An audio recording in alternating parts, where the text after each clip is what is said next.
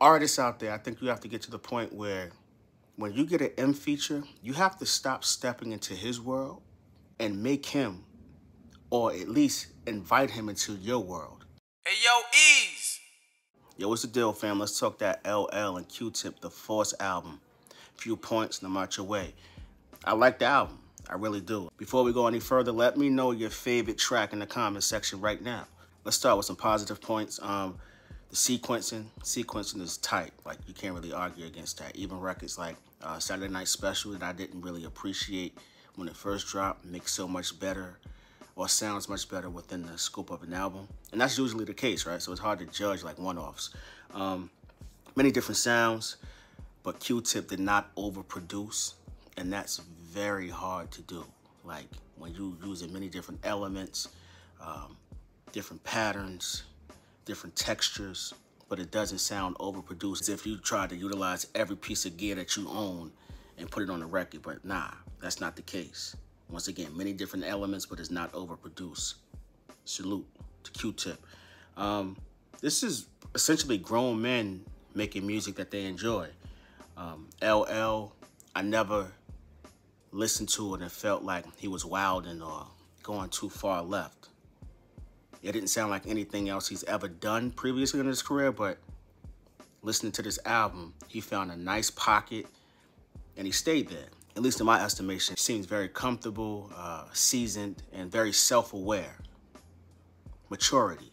Personally, I will state that the music itself, the production, fed my soul more than LL's lyrics per se, but he had some good to great moments.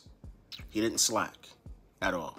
Now, when I speak on the production aspect, right, simple things like build-ups. Like if you listen to the track Black Code Suite, the back end of it, how Q-Tip is very patient, his pacing and his timing with regards to adding different elements. That's someone who has like a real keen ear for production. Like certain things are innate, you can't really teach it. Like, cause you come across some individuals who make beats and they have build-ups, but you have to know when to take certain elements out. You have to know when a drop is necessary. You have to know which sounds mesh well together. And someone who's so seasoned and put together or formulated so many different albums in his career, that's why he's able to do it to this day. It's a skill set. With regards to features, I happen to like the features. All right, I like 2 out of the 3 features. I happen to like Busta on Huey in the Chair, Nas on Praise Him, and we'll get to the Eminem Murdergram joint. Busta sounds, first of all, Busta and Q-Tip have a working relationship. They're kind of like brothers in a sense, so he's always sounded great over Q-Tip's production. That goes without saying.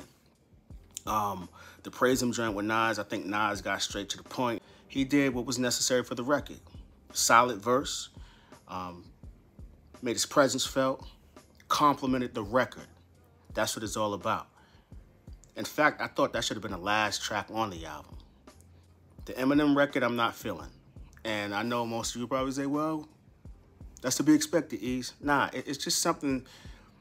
Artists out there, I think you have to get to the point where when you get an M feature, you have to stop stepping into his world and make him, or at least invite him into your world. Too many people doing records with him, and it sounds like it should be an Eminem record. I don't really want to hear LL over that. And listening to the record as it progressed, something sounded off, and I couldn't figure out what it is. So I read the credits, and M is listed as a co-producer. And his keyboardist, Luis Resto, is listed as the keyboardist. So you listen to the record, towards the end, in his verse, it switched up like a little bridge part, and it kind of killed the energy of the record. It didn't sound like Q-Tip, and that's who I wanted to hear. Granted, we had, 13 other tracks of Q-Tip, but I wanted Q-Tip the entire album. Like, stop stepping into M's world and make him step into your world. Because his production style doesn't really fit this. And although some people may like the record, it didn't mesh well when his team put their hands on it. And you may say I'm nitpicking, but Certain things you just gotta do what's best for the song. We know you can produce, but that don't mean you gotta get co-production credit. Like sometimes just do your verse and let that be that. All in all, this is what I'm seeking from my legends. Like you made your mark, you're iconic. You're gonna be first ballot Hall of Famers. So just make the music that you like. And you can take calculated risks too. Like LL has had a long, illustrious career, and you've never heard him over production like this. It doesn't sound like Marley Marl's production, the run that they had, doesn't sound like the Trackmasters run. It just sounds like something brand new that he tapped into with Q-Tip, and he enjoyed making it. Even with Q-Tip, although he had some moments where he tapped into Tribe or the Renaissance era, it doesn't sound redundant. It always sounds like he's evolving. And when you get your legends to this point, you can only commend them. Like, this is a solid effort from two bona fide legends. The Force, LL, Q-Tip. Salute. My favorite tracks on the album would have to be quite a few. 30 Decembers, Postmodern. I like Run It Back, Huey in a Chair, Praise Him, and I'm forgetting one. Black Code Suite. Also got to give props to the engineer, Blair Wells, alongside Q-Tip. Beautiful soundscape, different reverbs, compression. Sounds as if they used a lot of outboard gear, didn't mix in the box. Nothing wrong with that, but when you're creating, right, you want to try something different. In my opinion, it sounds like they were going more for character as opposed to loudness. Salute to them.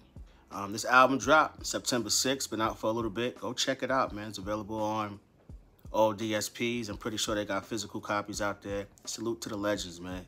It's your man Eeze at TheEezeExperience. Go get yours. Yeah. Hey, yo, Eeze.